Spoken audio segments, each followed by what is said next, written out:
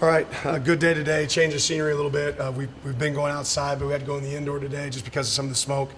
Had some really good situational practice stuff at the end, into game scenarios that our guys handled well, but certainly some stuff to clean up. A chance to look back at Saturday's scrimmage. Just what were some of the big takeaways and what you've been trying to address and correct the last couple of days? There was a ton of things, looking back. I mean, ultimately, we want to tackle better. We got to take care of the ball better. A lot of things that I walked away with saying right after the scrimmage still hold true. Situationally, got to play a little bit better situational ball. Red area 2 minute for both sides of the ball. But we have to stop the run better defensively and have to do a better job in those situations offensively. Have you seen progress over the past couple weeks as far as conditioning goes? Your guys, where you think they should be at this point in camp? Yeah, I think they're probably where they need to be. It's something we have to continue to push as we get closer to games.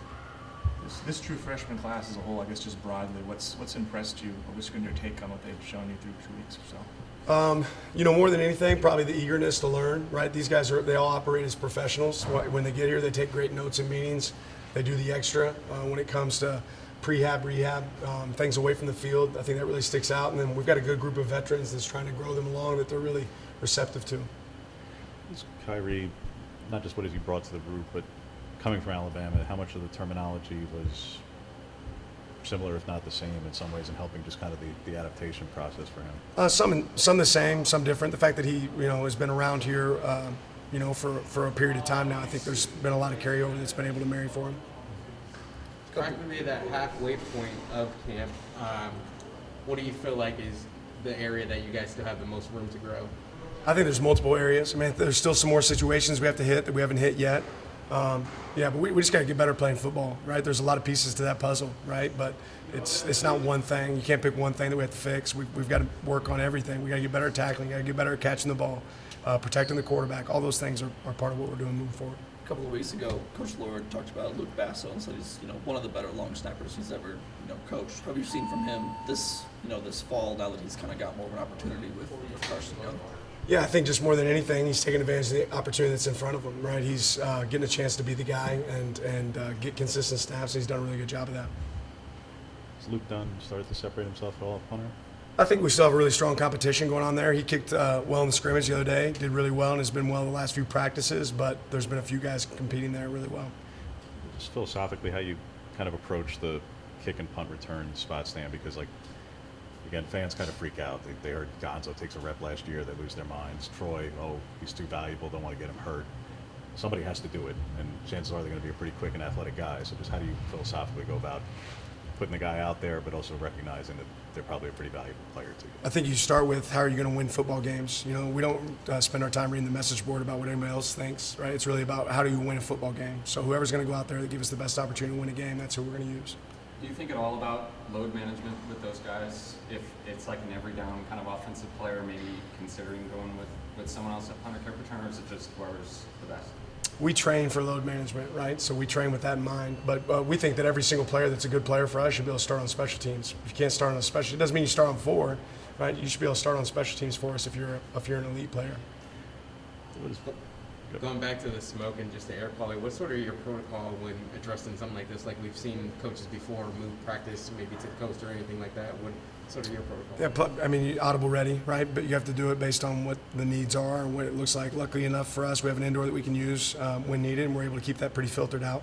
Would you consider, like Ronald just said, maybe going somewhere else that doesn't have these air quality issues, or is it just as simple as you? It's based on the situation, right? If we were going to run into a situation where we had 6 days in a row and we couldn't, then yeah, maybe we'd do something different. But you're understandably taking a pretty critical eye to what you're seeing in the scrimmage, what you're seeing in practice every day. What do you like that you've been seeing the last week? Energy, competitive toughness, right? There's the physicality. Our guys are playing physical, but yeah, more than anything, our guys are bringing good juice. At tight end in particular, what you see him from Pat and Casey, and just determining who's going to be working most behind Terrence there. Yeah, both those guys have proven that they can give us quality snaps. They're going to help us be really good players. They both are playing a high level of ball. For Nishad, now that you've seen him in a scrimmage setting, more and more practice, just what level of confidence do you have in him to be ready for potentially be a starting guy for a high level? I got a high level in Nishad and everybody else on our offensive line.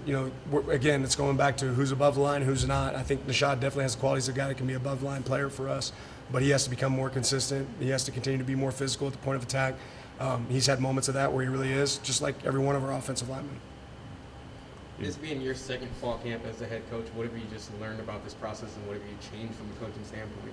A little bit of schedule tweaks here and there about where I want our guys to be fresh and when they're fresh. Just some modifications from there. Beyond that, year 2, you have an idea what's going on. So we're just a little bit smoother. Describe the competition at Star right now. Competitive.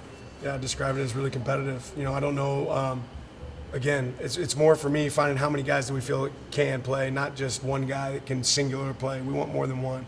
You never play a season with the same guys out there, all 11 on D, all 11 on O. That changes consistently. So trying to find as many as we can that can be competitive there, and we have a competitive competition. Do you ever stop cross-training guys? Like you do get to a point of camp or the season where you go, you're going to focus on this spot because this is where we want you, or is that We have focus already, right? But it doesn't mean that you don't know something else. You're not aware of something else. It's part of that at the star position, particularly, Dan, that like before you had more teams in what was the North Division, be more 12 and 13 personnel, maybe more pro style.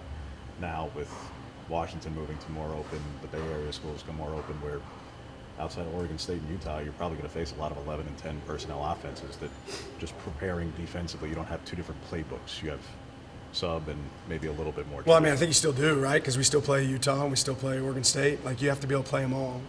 So, no, it doesn't. You have to be able to prepare for every offense that you'll see in the league, and we see them all, right? Now, you might see a few more often than others, but doesn't completely change our approach. Through basically this first half of camp, have you learned anything new about this team? I don't think so.